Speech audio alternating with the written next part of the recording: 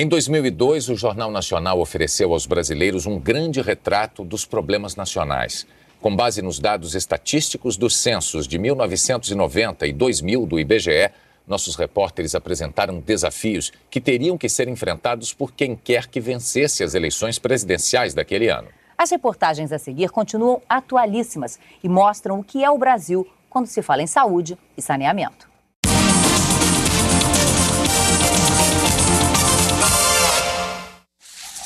Dos 15 filhos de Dona Joana, 6 morreram ainda bebês. Não tinha um ano direito não, né? 9,5, 8, 6,5. A mais velha dos 9 que vingaram é Maria Brasilino, mulher que tem um punhado de filhos e está esperando mais um. Com tudo 13. Aí morreu 3 e tem 10 vivos. A mortalidade infantil já foi um retrato ainda mais doloroso da miséria no país. De cada 1.000 crianças nascidas no Brasil no início da década de 90, quase 48 morriam antes de completar um ano. Em 2000, eram menos de 30, uma queda de 38%. A meta estabelecida pela Cúpula Mundial das Nações Unidas para aquele ano era de 33 mortes para cada 1.000. Estamos melhores do que a meta, mas o drama não acabou. A taxa de mortalidade está acima da média em municípios da região Nordeste. Cidades como esta, a 30 quilômetros de João Pessoa. Aqui foi registrada a maior taxa do estado da Paraíba. Doenças que têm cura ainda matam as crianças de Cruz do Espírito Santo. É naquela casa que mora a família de Maria Brasilino. Uma das filhas dela morreu há menos de um ano. Foi fraca de sangue, com anemia. Foi.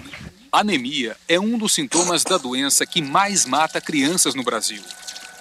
De diarreia. Foi desse mal que morreram filhos e netos de Dona Joana. Era magrinho, só tinha o couro e osso, ficava couro e osso. Dramas que não se ouvem mais nessa outra cidade, também pobre e nordestina. Desde 98, nenhuma criança daqui morre de diarreia. Camaragibe, na região metropolitana do Recife, foi eleito município modelo pelo Ministério da Saúde. A taxa de mortalidade infantil caiu 80% em 8 anos. 97% das gestantes fazem pré-natal. Todas as crianças estão com as vacinas em dia. São resultados de uma política de investimento na saúde preventiva. Fátima fez o pré-natal neste posto. E é lá que, todo mês, a médica tira pesos e medidas da filha, Gabriela. Não era assim nos velhos tempos. A sua mãe teve quantos filhos? Teve 15. 15? 15 filhos. E quantos morreram? Morreram 11. Nascia, se criava um pouco, depois morria. Com um ano, morria. Na última década, programas de saúde evitaram a morte de 123.000 crianças. Mas outras tantas ainda morrem cedo. Bebês com o triste fim dos gêmeos Cosme e Damião. As propostas do seu candidato podem mudar a sina de nossas crianças. De brasileiros como Gabriela.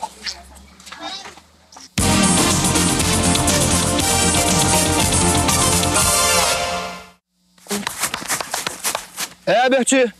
Eles estão em 5.000 cidades do Brasil. E também você tem que levar para pesar. São os agentes comunitários. Acompanham as condições de saúde de 91 milhões de brasileiros. Cristiane. O programa de agentes comunitários de saúde começou em 1991, mas só existem dados a partir de 94.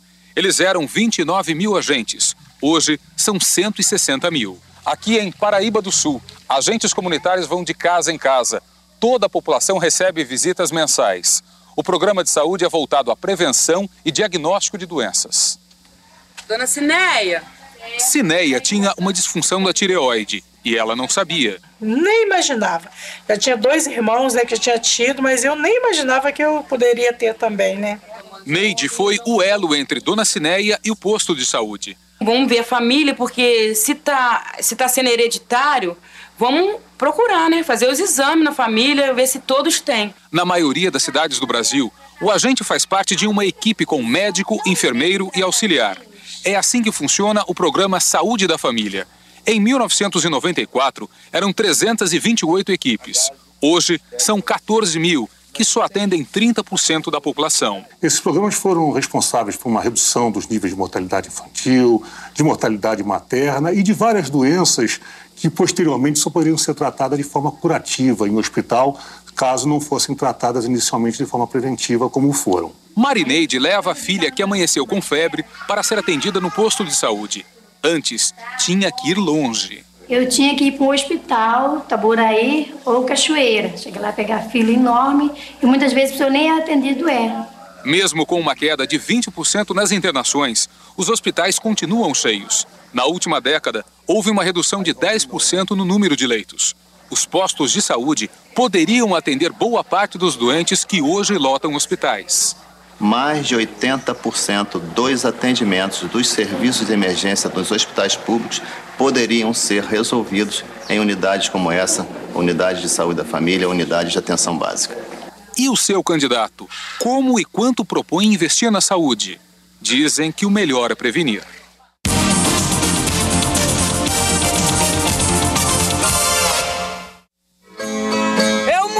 Conheço a linda cidade que ao mundo agrada, mas falta de saneamento, tem criança na calçada, tem quase 500 anos e ainda não mudou nada. Josenilda chora a morte do irmão. Elias era o filho mais novo de Dona Hilda. Ele adoeceu este ano. É a doença do rato. E o atestado de óbito confirma: leptospirose. Elias morava em Olinda, num bairro pobre cortado por esse rio. Aqui se tomava banho, lembram os mais antigos. E hoje em dia não pode mais. É podre essa água. E é assim em boa parte do país. Quase metade das casas brasileiras não tinham fossa séptica nem rede de esgoto em 91. A situação melhorou. Em 2000, foi registrado um aumento de 25% no número de casas com fossa ou ligadas à rede. Ainda assim, de cada 100 moradias, 35 despejam esgoto de forma inadequada. Faz o banheiro e bota os canos pro rio. Todo mundo, é água de banheiro, água de esgoto, água de tudo é pro rio. Na vizinhança, tem gente que sofre de outros males da falta de saneamento. Demora, ele mesmo tá com uns 3 meses que tá com diarreia. Eu dou soro, eu dou remédio a ele, mas não adianta de nada. O saneamento básico nas grandes cidades já se mostrou um remédio eficaz na prevenção de doenças. Estima-se que para cada real investido em saneamento, o país poupa de R$ 4 a R$ 5 em saúde. Com abastecimento de água, coleta de esgoto, evitam-se gastos com remédio e internação hospitalar. Uma experiência vivida em bairros desta cidade, uma das maiores capitais do país. Ela já foi considerada a maior cidade da América Latina sem esgotamento sanitário. 8 anos atrás, Salvador começou a investir no modelo de tecnologia simples, adaptado para áreas de relevo acidentado, ocupação desordenada e acesso difícil. Hoje, mais da metade das casas estão ligadas à rede de esgoto. Menos crianças ficam doentes. Os mais velhos tinham muito caso de diarreia, vômitos, estavam sempre correndo para o médico. Melhorou bastante, já não tenho essa preocupação. Outros municípios do país também investiram. Houve um aumento de 10% do número de cidades com rede de esgoto na última década. Nós observamos que o país melhorou, mas ainda melhorou pouco. Dados demonstram isso, que há investimentos, que houve melhorias, mas nós ainda estamos muito longe de uma situação, digamos, razoável. O que o seu candidato propõe para melhorar a situação? Boas propostas podem mexer com a saúde de um país. A dengue também ataca a leptospirose também. E o saneamento básico é necessário e não tem.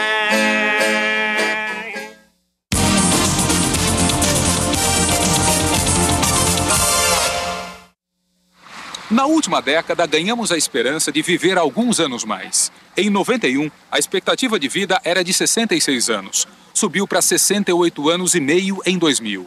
O nosso coração continua pregando sustos. Nos últimos 10 anos, as doenças cardiovasculares se mantiveram como a maior causa de morte no Brasil. Das causas conhecidas, mais ou menos 35% são por doença cardiovascular. Casos como infarto e derrame cerebral, duas consequências fatais da hipertensão. Mas o que chama mais atenção nos números do IBGE é o aumento do número de mortes de jovens a partir dos 15 anos. Em 92, 63% dos jovens que morreram entre 15 e 19 anos foram vítimas da violência. Em 99, esse número aumentou, 68%. A violência na periferia das grandes cidades limita a expectativa de vida do homem brasileiro. Milhares estão morrendo antes de completar 25 anos. Gente que vive em lugares como este, um bairro pobre do Recife. Um estudo feito com dados do Ministério da Saúde mostra que a maior taxa de jovens assassinados no país foi registrada aqui, na capital pernambucana. No maior setor de emergência da cidade, basta 1 hora de plantão. Chega uma pessoa ferida, um rapaz esfaqueado no pescoço por assaltantes. Logo depois, uma garota de 13 anos também esfaqueada. E a sutura só a sutura. E em seguida, mais um caso. Este rapaz levou um tiro de espingarda. Pedaços de chumbo se espalharam pelo peito. Isso aqui tudo 80 a 90% dos pacientes vítimas de trauma, sejam eles agressões físicas, sejam eles acidentes de carro, agressões por arma de fogo, arma branca, 80 a 90% desses pacientes têm envolvimentos com álcool. Maria Madalena perdeu o filho e o neto na mesma noite. Foram vítimas de uma chacina. Além deles, bandidos mataram mais 6 amigos. A polícia acha que foram mortos por engano. Tudo jovem, tudo jovem, tudo jovem. Tudo jovem. Assassinatos e acidentes de trânsito são a segunda causa de morte no Brasil. Matam hoje mais do que o câncer. Nós vencemos com a mortalidade infantil, que caiu, e nós vencemos também com a longevidade da população. Então, nós ganhamos nas duas pontas e perdemos jovens, o que é uma coisa muito séria. Esteja atento ao programa de governo do seu candidato. Veja o que ele propõe para merecer seu voto de confiança.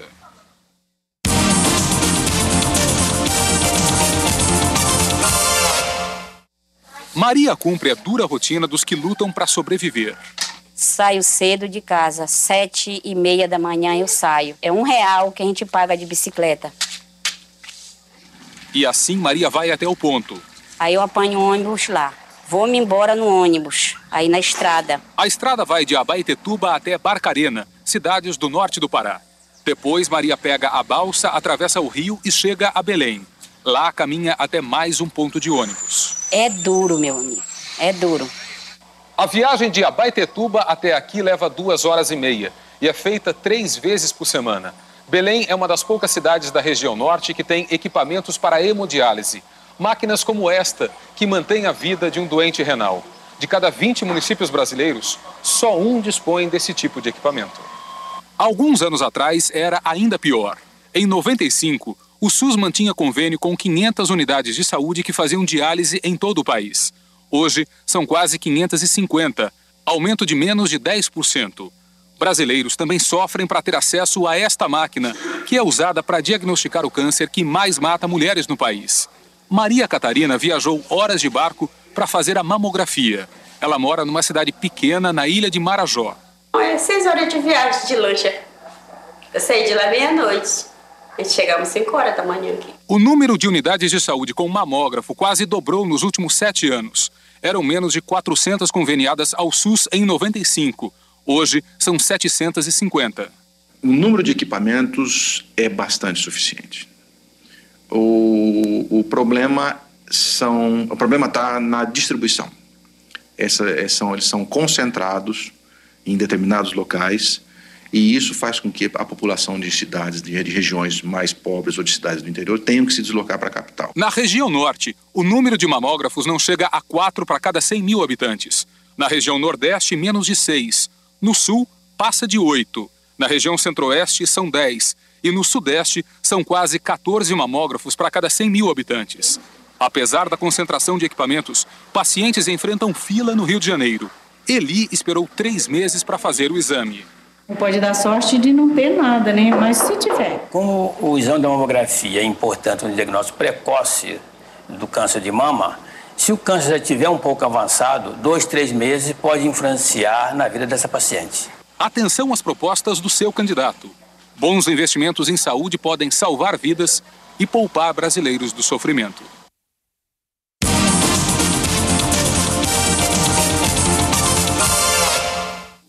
Danilo já não sente dor quando é espetado pelo alfinete. Sentiu alguma coisa? Não? Maiara perdeu a sensibilidade na mão. Roberto tem a mesma doença. É hanseníase. Tu já ouviste falar em hanseníase? Já. Uma doença milenar que ainda contamina brasileiros. Em 91, foram registrados 17 casos de hanseníase para cada 10 mil habitantes. Em 2000, menos de 5. Apesar da redução de 70%, Ainda somos o segundo país do mundo em número de doentes, só atrás da Índia. Para eliminar a doença, temos que ter, no máximo, um caso para cada 10 mil habitantes. Há uma perspectiva de que o Brasil chegue a esses números até o ano de 2005. Nós, no Pará, temos certeza que não conseguiremos atingir essa meta até 2005. Mas o país se mostrou eficiente no combate a outras doenças, com campanhas regulares de vacinação. A polio foi erradicada. Desde 99, nenhuma morte por sarampo é registrada no país. Doenças como coqueluche, tétano e difteria estão controladas. Não foi o que aconteceu com a dengue. Começamos a década com 39 mil casos. Em 2000, foram 240 mil, 6 vezes mais. Apesar das derrotas na luta contra o mosquito, o Brasil deu exemplo no combate à AIDS. Uma história que começou no litoral de São Paulo. No início da última década, milhares de pessoas que moravam aqui foram contaminadas pelo vírus da AIDS. Gente que vivia ao redor do maior porto da América Latina. Em Santos, notificou-se o maior índice de casos de AIDS do país. Naquela época, a cidade teve que aprender onde e como combater a doença. Campanha de prevenção com prostitutas e travestis. Preservativo está precisando? Muito. Depois, com usuários de droga, portuários e caminhoneiros. E tem aí como colocar um preservativo corretamente. Santos custou a ver o resultado. Também foi assim no Brasil. Em 91, a taxa do país era de 8 casos de AIDS para cada 100 mil habitantes. Chegou a 15,3 em 98. Em 2000, caiu para 10,5. Redução de 31% em 2 anos. A gente tem ganho batalhas, mas tem que continuar essa briga, porque a epidemia continua em curso no mundo inteiro. Com o início da distribuição gratuita do coquetel anti-AIDS em 96, a taxa de mortalidade dos portadores caiu 50%. Dos 15 medicamentos do coquetel, 8 genéricos já são produzidos no Brasil. Mas um alerta: o Ministério da Saúde estima que 600 mil brasileiros são portadores do vírus e não sabem. Seu voto hoje pode marcar derrotas ou vitórias amanhã.